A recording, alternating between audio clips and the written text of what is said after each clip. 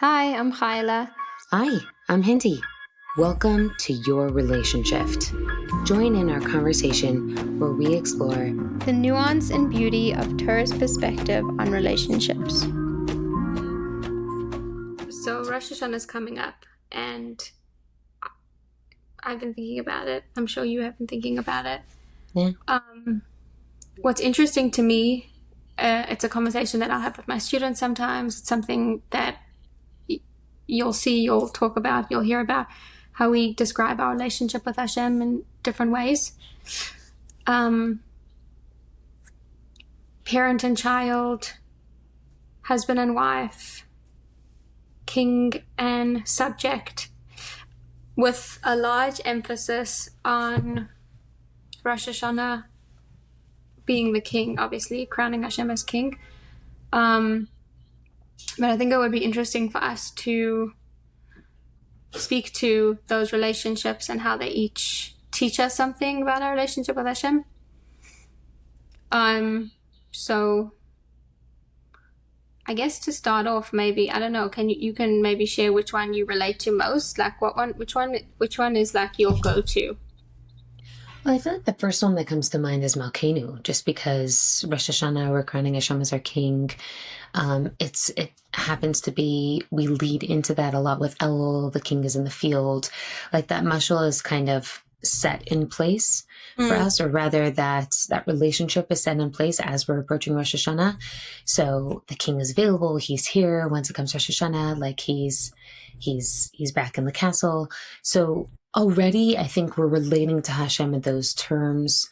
I think the terms of like days of awe, Yamim Noraim, like kind of definitely come from that relationship of the king and servant, king and subject. And that's definitely a beginning for me, which is, I guess, in a way, a good place to start, because in Perek Mamalev, we talk about how Yira has to come before Ava if you want to enter into a relationship. Like, it's important to have that respect and awe in place. So it's a good place to start with that Yira relationship. Right. It's interesting because it obviously is automatically you think of respect when you think of king and subject, but I think there's something, and Chassidus points to this, there's something about the king and subject relationship that's also teaching us about how inseparable we are from Hashem, because of the concept of ein melech v'lo am. There's no such thing as a king without a nation. And what's just coming to me now is like when we think of our kings, like obviously the one, I think the most iconic being Dovid HaMelech, that his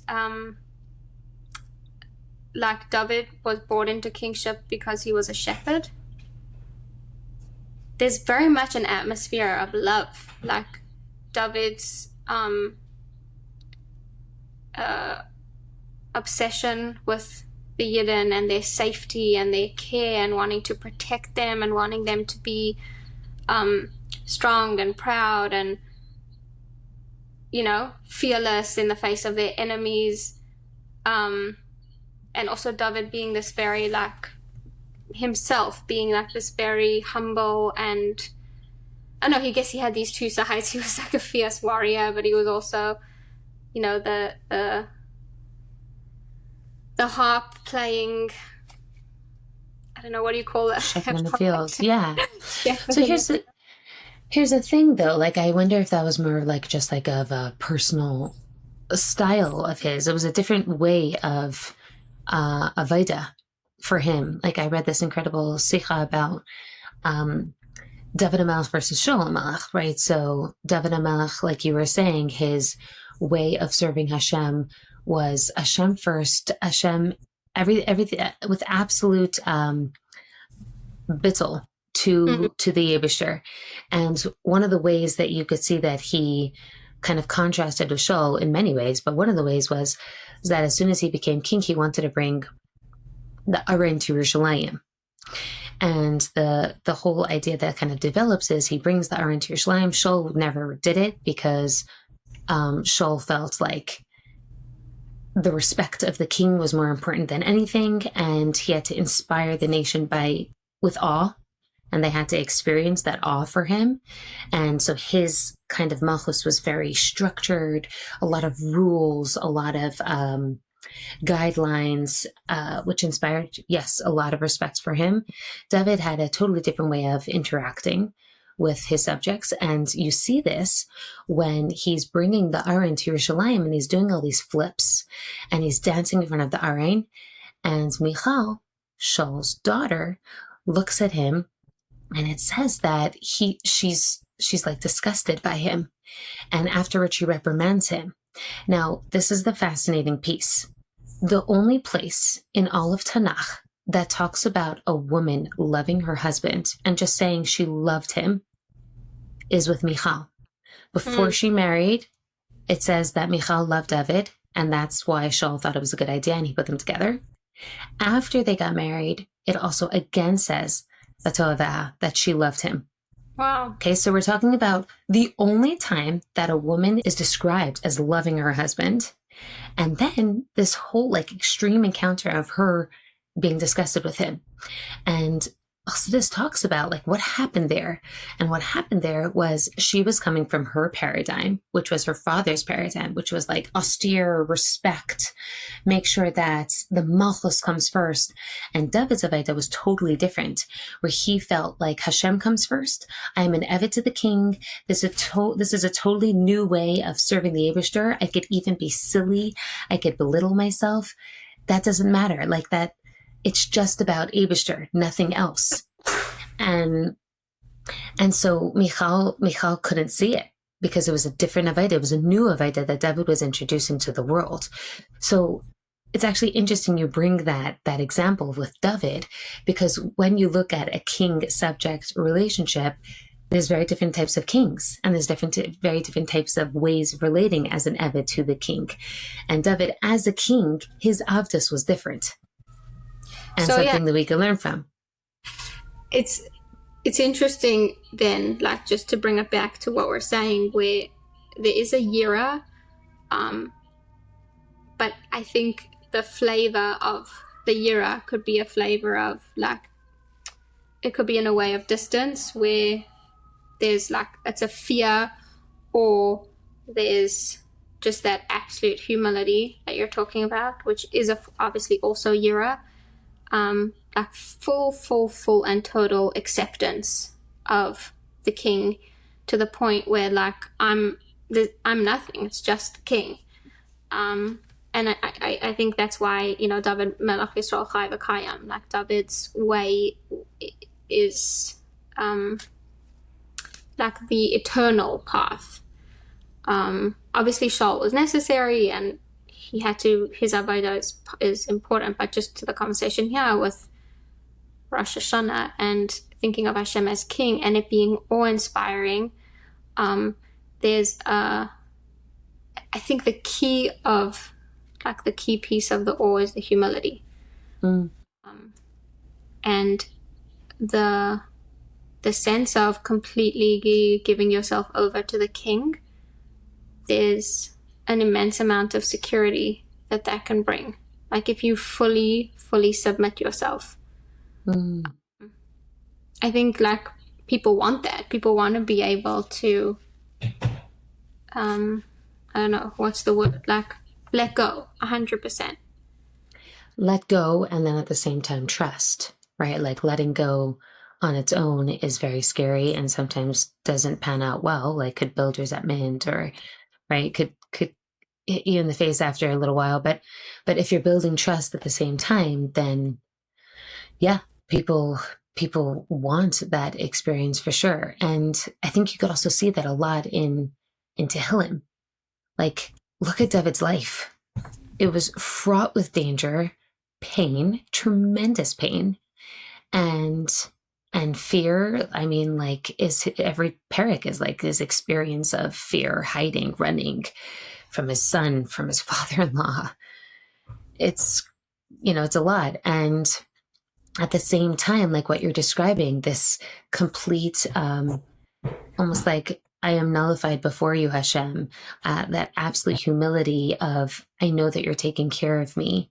That surrendering that you see literally laced in every pasuk of Tehillim, is what allows us to see what real height is. What height is, like that humility of, I'm okay because I know Hashem is here and he's taking care of me. Yeah, And I'm surrendering to his will, to his plan, to his vision. Right. We say le Dovid Hashem Ori. Like Ori v'yishi mimira. That's like the literally every single day where I heard someone say, which I thought is very cool, like because Rosh Hashanah is like Rosh, it's the beginning of the year, it's your head, it's the head of the year. And you know the whole thing with neuroplasticity and how we want to create like new neurological pathways in places where maybe we have not such good patterns or like good habits or good thought ideas. So Rosh Hashanah is a time to like establish what, like to launch my new neurological pathways.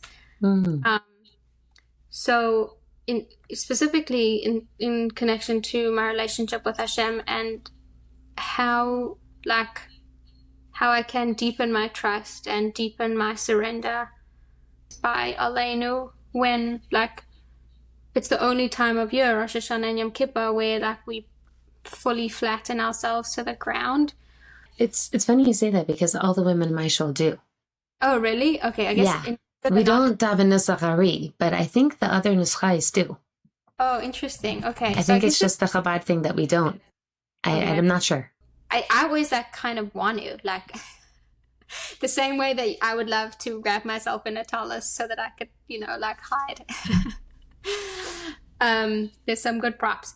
But yeah, I guess that image of just like full, like it's such a, like, that child that just like lies themselves flat on the ground, like that end of the tantrum where you just like, you're done.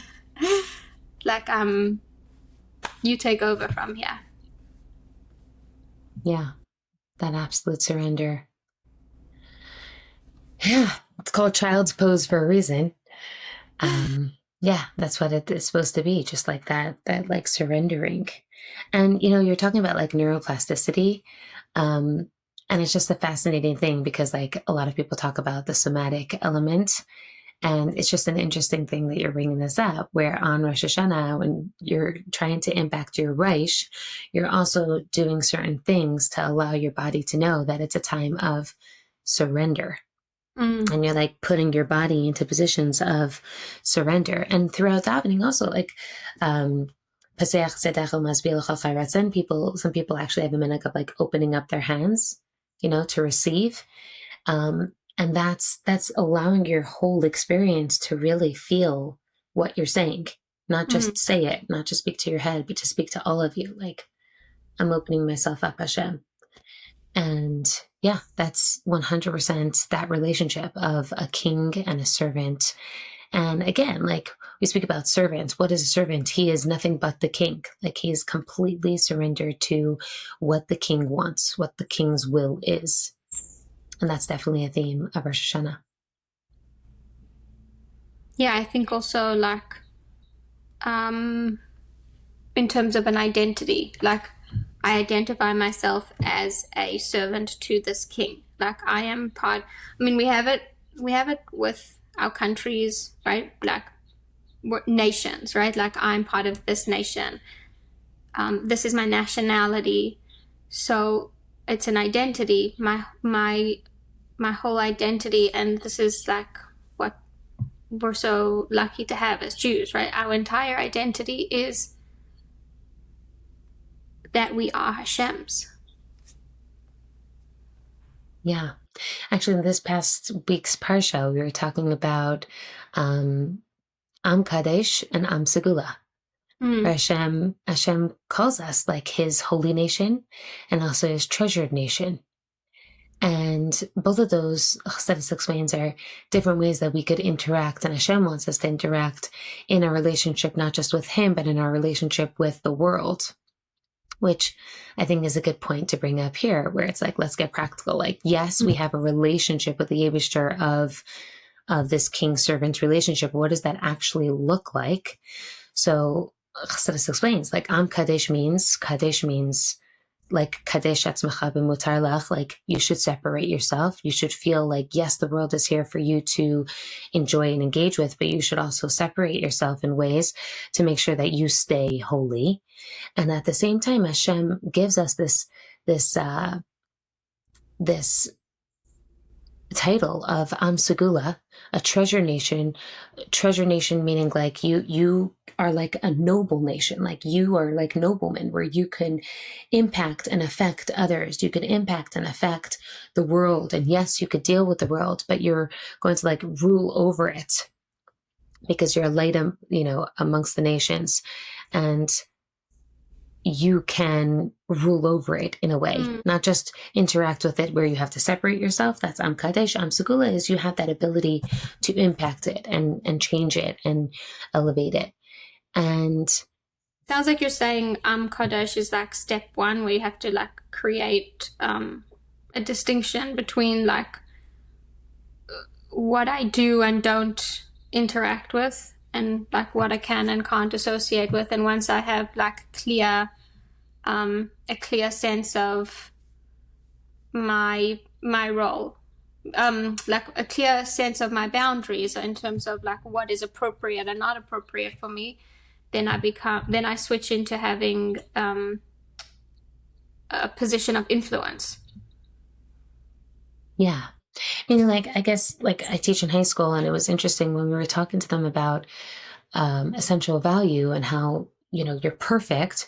So a lot of times people hear that like, oh, I'm Kadesh, like I'm a treasure nation. We're just perfect. We're great. And the question is always like, okay, so why do I have to do Torah mitzvahs? Or like, why do I have to try harder? Or why do I have to invest? And the idea is because you're an Am Kadesh, because you're Am Segula, when you grow into that identity, like what you were saying before, and you realize what that means, then it means that you are a servant of Hashem, that you're a representation of Him. When they see the servant, they're seeing the king, then, and you like really take in that identity, what comes out of you is service. What comes out of you is everything what it means to be a Jew. So like it's a very deep experience to really fully identify with who you are. It's not an excuse. It's a responsibility. Right. I think one of the things that I see like Chassidus trying to teach us is like that the observance should feel like a natural expression of who I am.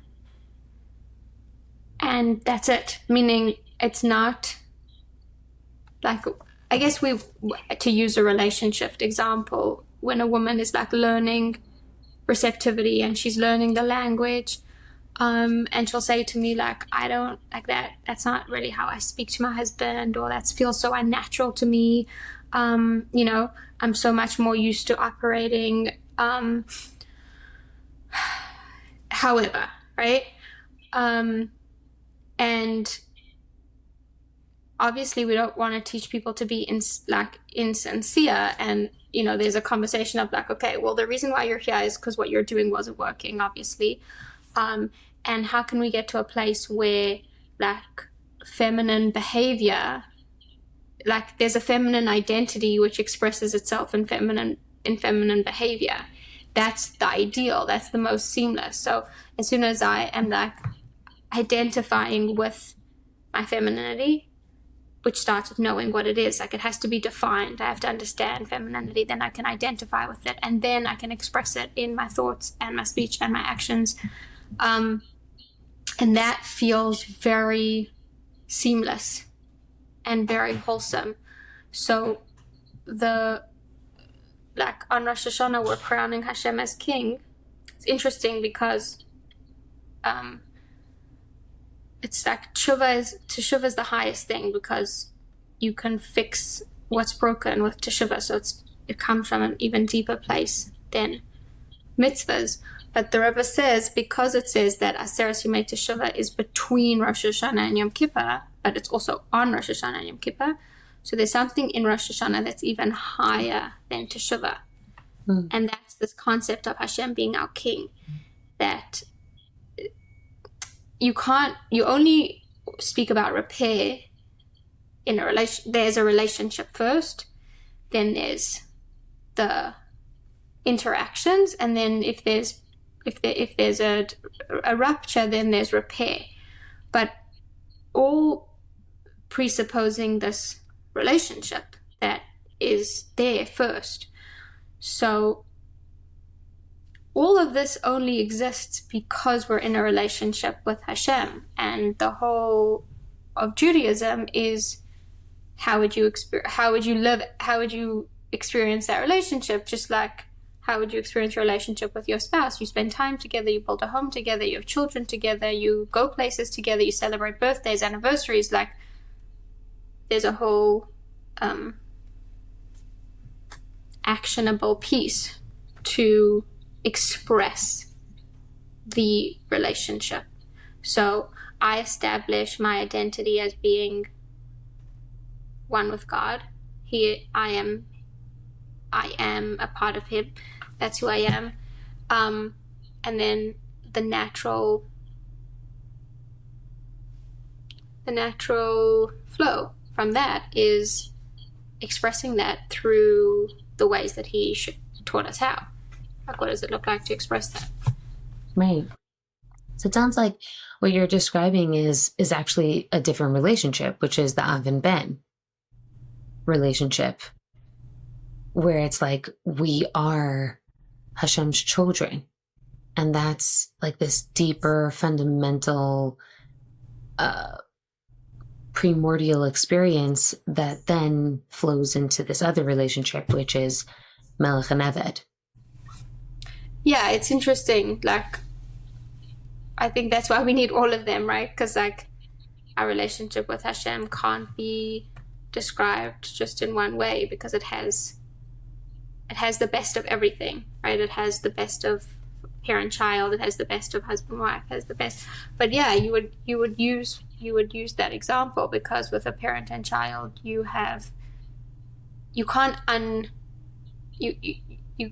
not be the child of your parents. Perek Memalef, it talks about the father-son relationship. And when you usually think about the father-son relationship, you think about how much more the father loves the son, because he does, right? He's like, he loves the son. He's invested more of himself.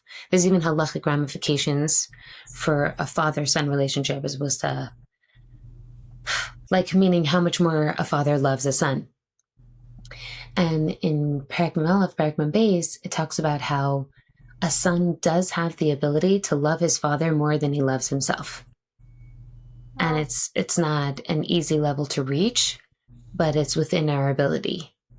And I just think it's like such an incredible thing to bring in when we're talking about Avinu Malkeinu, because there's almost like there's overlap between those two relationships, where there's a deep surrendering of the son who loves his father so much, he loves him even more than he loves himself. And here we're talking about a love that's so deep, it's more like a Mesiras Nefesh, kind of just like, I want to just give up of myself to experience God, because He's more important than anything else. And what's fascinating to see is there's this underlying or undercurrent of humility or loss of self, even in both of those relationships, even in the expression or the extreme expression of both of those, the extreme expression of Mesiras Nefesh, where I'm just like giving up of myself because I love Hashem so much, and the surrendering of myself because I have so much awe and space for God in my life. You hear that? I think it's like one of the things that's hard is people have very complicated relationships with their parents. So it's hard to, in general, I guess it's because these examples, we have our experiences in our human relationships, and they're not always like necessarily positive, or if they are positive, they're also complex. So sometimes I guess it helps to keep that in mind, that we're talking about like a very idealistic parent-child relationship that's free of baggage and trauma and anything that might make our relationships with our parents complex and painful. Anything that might cover over that unconditional love. But I think as a parent, we can relate to this feeling of like something that we can't explain, that feels like it's like as deep as like, it feels like even deeper than your own existence, is like the love for your child. So thinking about that being our relationship with Hashem, like this, it's such a, just essential, like core bond. Yeah. Well, I think it's funny. I hear you when you're saying that, when parents-children relationships could be very complicated. But what's interesting, and again, maybe this is me saying something extreme, but I feel like they get very much less complicated when the parent gets older and chas v'shalom is sickly or needs support.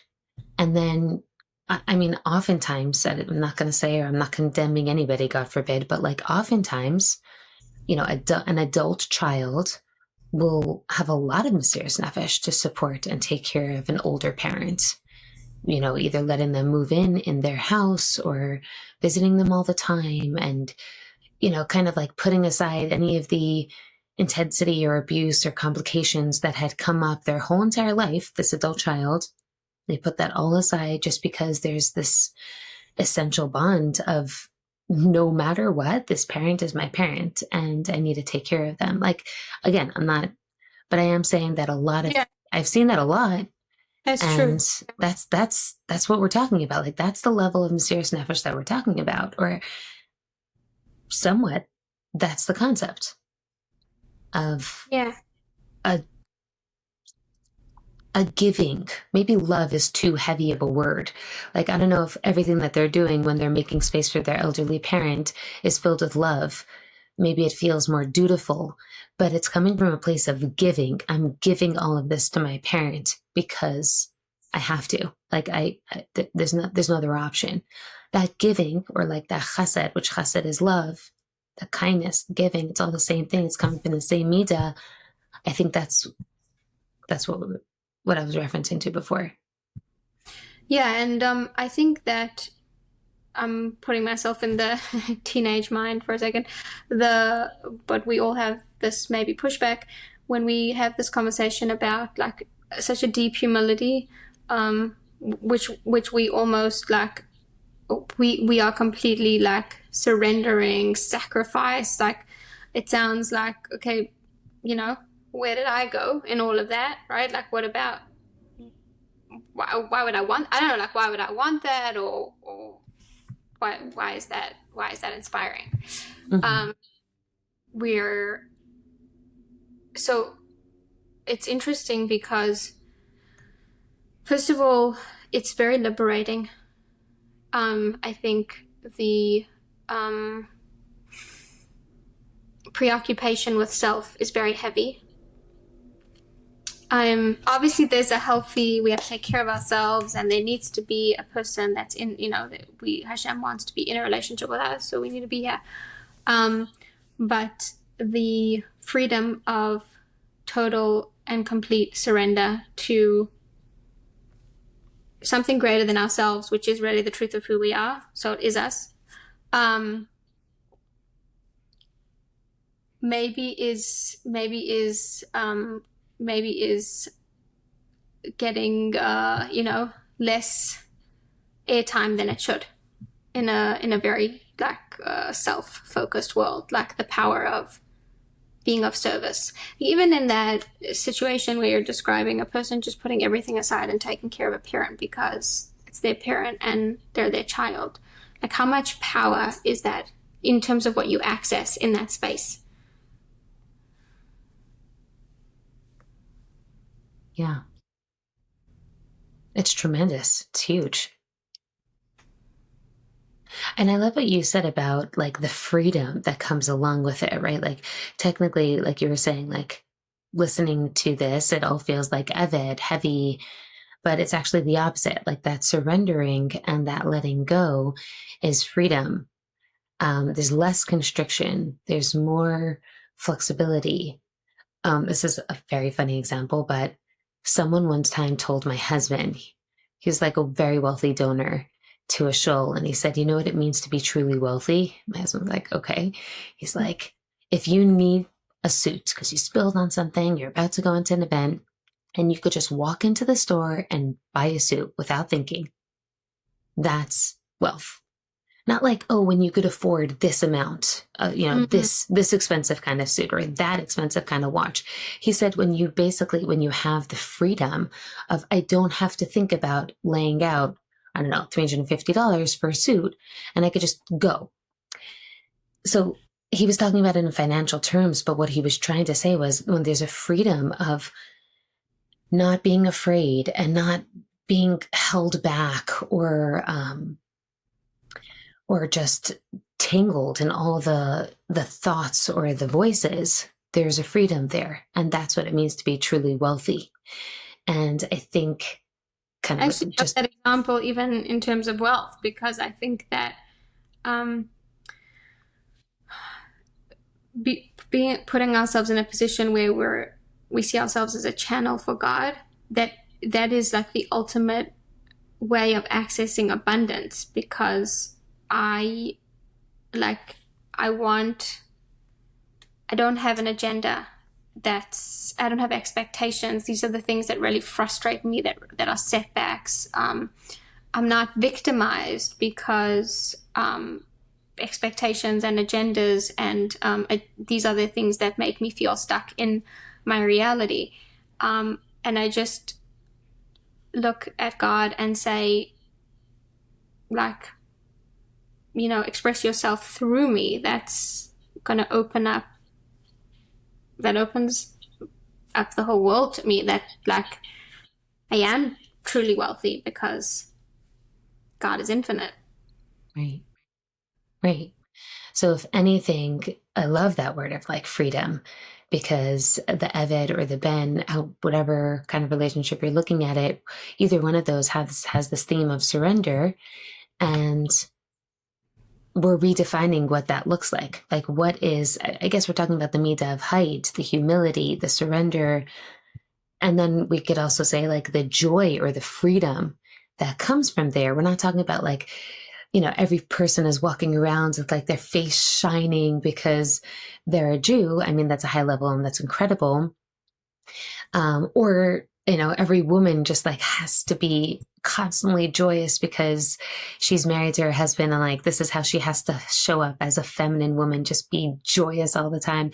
And I think that this is a great place to bring that up. It's not that. It's that the freedom and the openness and the flow that comes with stepping into this humility and surrender and this relationship, knowing that Hashem is taking care of you. It's just like, I'm okay. I know that I'm okay. That's the feeling, or that's the experience that we're talking about when we speak about height. Yeah. And also like, I think that, the expression ein simcha kataras hasfekos, there's no joy like that of alleviating doubt. Having such a strong sense of who I am, being like, and being fully accepting my role and embracing who I am as a servant of Hashem. There's so much clarity that brings in terms of, I know, let's say with divine design, right? Like one of the principles that we'll turn to when you're in a situation where that you don't have control, we never have control, and you don't even necessarily have, like, it's out of your hands. It's completely out of your hands. There isn't even like influence or impact. Like, this is just something that's much bigger than you, and there's nothing you can do about it. So where do we go? We say, this is clearly just like, Hashem doing his thing. And the only response that one could have to that is that response of surrender. Like, I surrender to your will, and I should like go in the direction that you want me to go with whatever it is that you're bringing to me, and how much that could bring us a lot of peace. Like, leaning into that. Just, you know, you mentioned Dovid before, like, he didn't have an easy life, but there was such the overwhelming message is how close Dovid is to Hashem. That it's like he wasn't living life in conflict with Hashem, or in combat with Hashem, or trying to wrestle with what Hashem was doing to him and manage it and cope. Whatever was happening to him, he was like doing it with Hashem. Like, he was walking through life with Hashem. I don't know, that's a goal for me. I can't say I'm there, but it's where I would love to be. Yeah, just every pasuk is, you know, Gam ki elech b'geita mabes lo yirara kiati madi. Like, every single time, I'm just like, imagine just for a moment, he's crouching behind a rock, hiding for his life. At any moment, anything could happen. And he's constantly affirming that I am with Hashem, and Hashem is with me, and he's carrying me through this. And that's why Tehillim became part of the canonized Tanakh. Like, right? This is much later on, because it's something that it represents our literal relationship with Hashem. And I think it's beautiful to be bringing up Tehillim so much in this episode, because Rosh Hashanah, there's a huge emphasis on saying Tehillim. I think it's also a nice, at least for me, like a nice way to think about saying Tehillim as bringing myself into this mindset, in terms of like allowing the Tehillim to help me create these new neurological pathways of surrender and closeness to Hashem, as opposed to feeling like Tehillim is something that for whatever reason, have to be saying because, you know, it's better than what I might speak about if I'm in conversation. So I like that lens. Yeah, that's so beautiful. Like, what better day to say Tehillim as much as possible, because we're starting out this relationship and we're retraining our brain to surrender to Hashem, and Tehillim is the perfect way to do that. By the way, also all the Avinu Malkenos we say in Rosh Hashanah are a perfect way to remind ourselves of that, to affirm ourselves of that, and enter into the year with a totally different approach to our relationship with the Eibishter. Sounds good. Good gebencht. Very beautiful and connecting, joyous holiday. Forgive us, 'cause we are your children, returning to you with love. Forgive us, 'cause we are your children, returning to you with love.